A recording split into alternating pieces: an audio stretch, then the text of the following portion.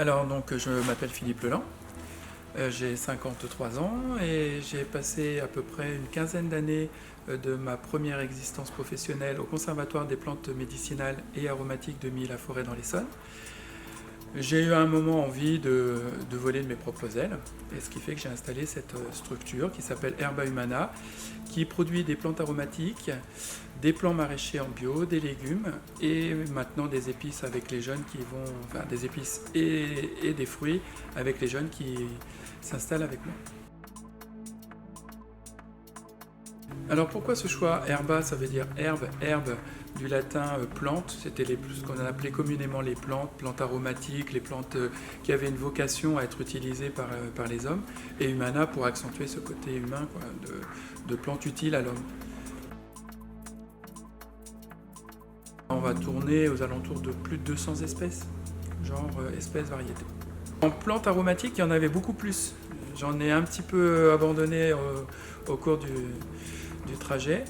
Pourquoi? Parce qu'elles n'étaient pas suffisamment demandées, pas suffisamment attractives. Voilà, je me suis adapté aussi à mon territoire. Nous, on a une activité qui est vraiment très diversifiée. Alors, il y a quand même une base qui est importante, c'est que comme on travaille, notre commercialisation est quand même beaucoup axée sur la production de plants pour des collègues, notre production pour la vente de nos plants à nos clients en vente directe. Le planning cultural va rythmer l'activité de la semaine. Le planning cultural, c'est le premier document que je vais regarder. Oui, de toute façon, nous on est déjà en agriculture biologique, ce qui forcément est un choix de notre part, et puis le choix de nos clients aussi, de nous suivre sur ce type de produit. Après, là où on est peut-être un peu différent, c'est que, y compris dans ce qu'on a cherché à obtenir, c'est minimiser notre impact environnemental. C'est-à-dire que tous nos bâtiments sont en ossature bois, remplissage paille, avec des enduits soit terre qui est prise sur le site, chaud pour les enduits extérieurs. Après, on est dans de l'économie d'eau, on fait tout en goutte à goutte, enfin on privilégie le goutte à goutte au maximum.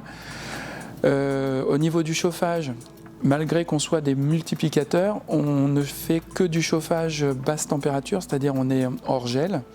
On ne monte pas nos serres à 20 degrés. Nous, on ne va pas pouvoir répondre à la précocité de nos clients et de nos collègues parce que justement, on ne chauffe pas nos serres. C'est un choix. Moi, j'ai fait ce choix.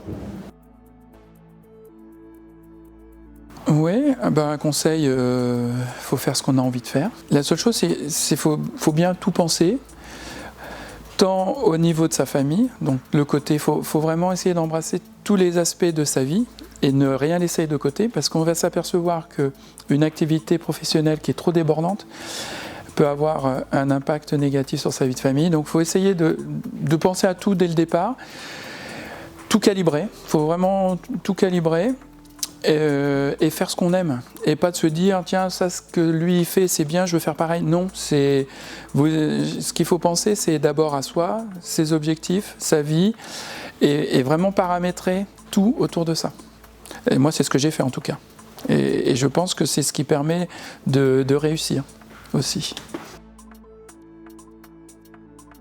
Alors j'en prenais déjà des congés, et maintenant que j'ai 2 jeunes qui s'associent avec moi, là l'objectif c'est que nous on soit comme n'importe quel salarié ou n'importe quelle personne en France, pouvoir prendre nos 5 semaines de congés, comme tout le monde, et on y arrive.